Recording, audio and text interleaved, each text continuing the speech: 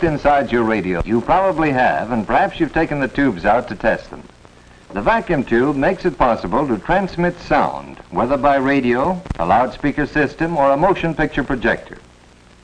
The tube has been responsible for the growth of radio into a business involving millions of dollars. Like any business, radio broadcasting employs a great many people in general office work, such as correspondents, stenographers, file clerks, and bookkeepers, executives and managers of special departments, salesmen who sell time on the air to advertisers, experts who select the talent for programs, are all a necessary part of radio broadcasting. Continuity writers prepare script, and other writers handle publicity, news, and material for special and farm programs. News commentators broadcast stories gathered from all corners of the world, often analyzing important events and expressing their own opinions regarding them. For regularly scheduled programs, the production department has a multitude of duties to perform, primarily concerned with planning and preparing the programs to go on the air. Sound effects add realism to dramatic programs and are produced by specialists in a small, although very interesting field. Actors and actresses perform for unseen audiences, and control men skillfully operate the apparatus which mixes sound effects, music, and dialogue. The best the world has to offer in music, drama, and comedy may be enjoyed in one's own home, for radio's greatest application is in broadcasting mass entertainment. Many programs are broadcast over radio networks, and telephone lines are employed to connect the studio with the various stations. As the program may originate in a studio at New York or Hollywood, the use of telephone wires makes it possible for stations thousands of miles away to broadcast the program. The master controls are operated by men who have advanced from the ranks. Their work requires perfect coordination of mind and hand, for station hookups must be made on the split second.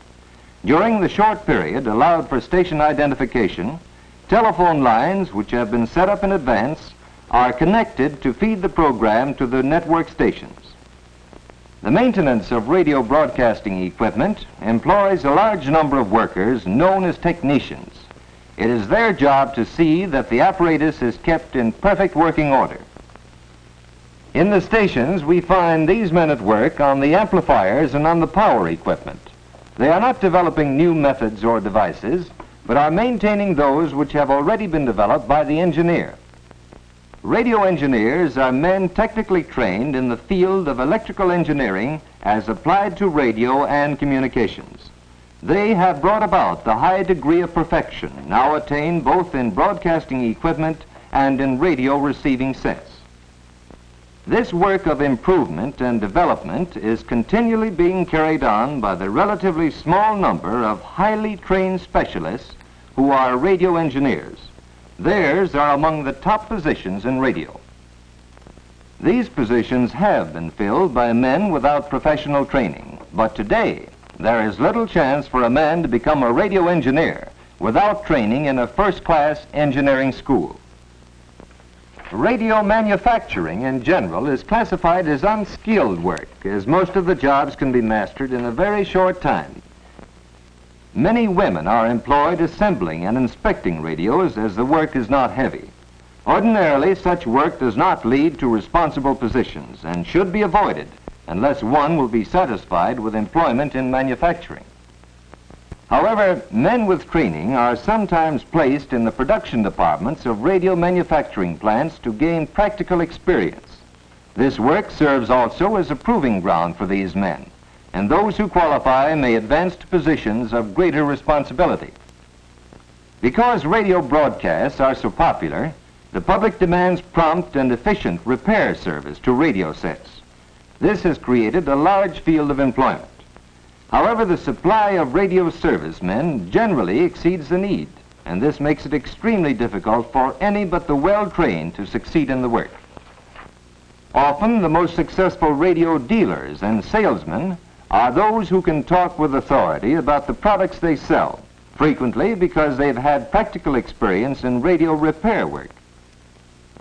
The radio service field is not a good stepping stone to the radio engineer's job, unless it is followed or accompanied by technical engineering training. A very interesting field of work is that of the radio operator who sends and receives messages. He must be able to send and receive the International Morse code at a specified number of words per minute.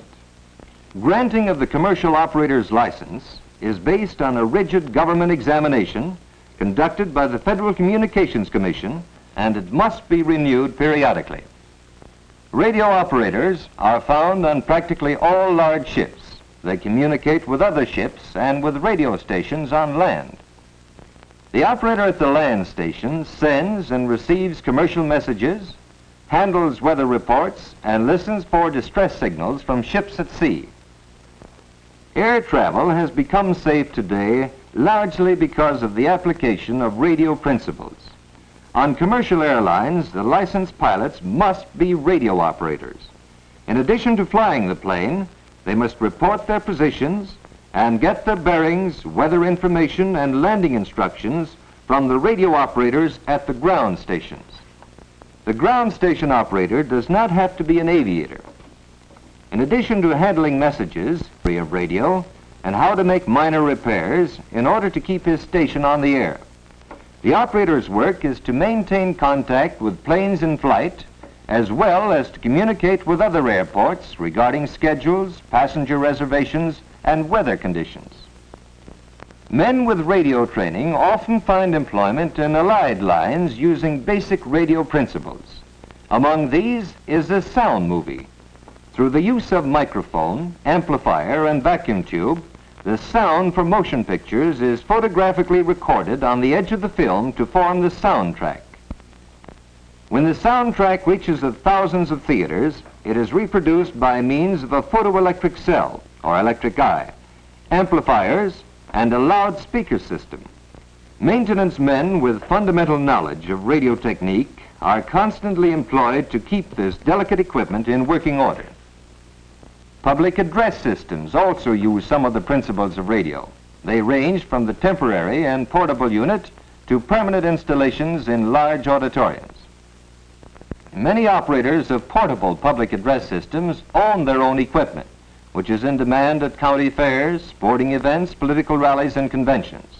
This type of work requires some special training, but the field is so crowded that it offers few really good jobs. The better jobs are those planning and installing the large permanent public address systems, but this work requires a thorough background in radio and acoustical engineering. Another field requiring thorough engineering training is the transmission of photographs by wire and radio. News services maintain photo transmitters at strategic points, and the newspapers subscribing to this service get the photographs over receiving instruments in their own offices. Television, the baby of the radio family, is creating openings for experienced engineers, most of whom are graduating from radio work. From the scene of action, cameramen televise events which you may see in your own home, if, of course, you have a television receiver. Television is opening up a new field, as does any new development. It is furnishing employment for men who design, operate, install, and service the transmitters and receivers. But men with radio experience, especially those who have prepared themselves through study and application, are given preference. Specialized training, study, and hard work are necessary in all phases of radio.